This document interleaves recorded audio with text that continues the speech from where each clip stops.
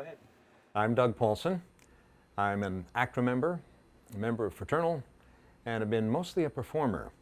Back in Alberta, in Edmonton in the 70s, I was a singer in a band with Tommy Banks and other people, and got a CBC gig.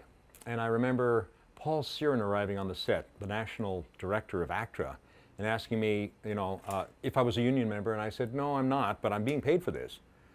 So he gently suggested that maybe, yes, we were all going to become ACTRA members in the little group. We did, and that's where it started.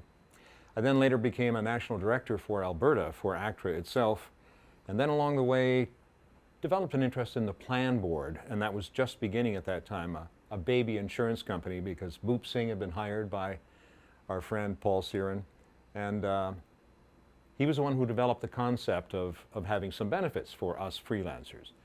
That evolved later into the Fraternal.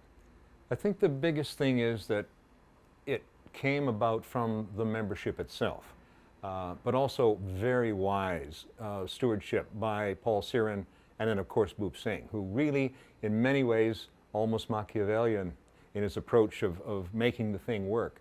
It worked better than SAG or AFTRA's, I think, and perhaps one of the best systems in the world. The concept of a fraternal then allowed us to offer fraternal benefits. And that included a number of other, first of all, grants to the Actors Fund, to PAL, and of course the development of a scholarship fund. We meet twice a year to take applications and provide a Paul Siren scholarship, which is for actual ACTRA members. And a very intriguing area now is the transition that people of my age, men and women, find that finally they're not being hired much. They need some help to transition into another career or another hobby or another something. So as our careers as performers and writers kind of trickle down, the scholarship committee for ACTRA members has become very important, a little aid in making it easier to do that transition. And the other thing, of course, is the dependent scholarship, which those of us who've had kids and we know the ups and downs and the responsibility of seeing them through school really makes a big difference when you can apply for, and as long as your kids are academically pretty good and there's a need for it, to be given a little lift in a scholarship, which could be up to $3,000 a year. There's a big difference between an insurance company and ACTRA Fraternal, and the biggest reason being, first of all, it's a non-profit, but a good business model at the same time. And more importantly, it's acceptance of us as freelancers and being a little forgiving, maybe is the word, when it comes to the very varied nature of our careers. And they most often will listen. I was involved in a car accident in 1818. I love history, and it feels some days like that's the case. In 1964, and as a result I have a fused right hip. So that means that anything like that will follow you the rest of your life. That's 40-some years ago now. But along the way, aside from the great healthcare here in Canada, the insurance benefits have really been a big help.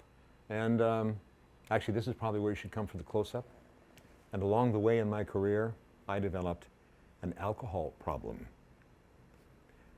But I don't want to kid about it. It was a very wonderful opportunity when the Fraternal offered me assistance to go to a treatment center. And I'll forever be grateful for that.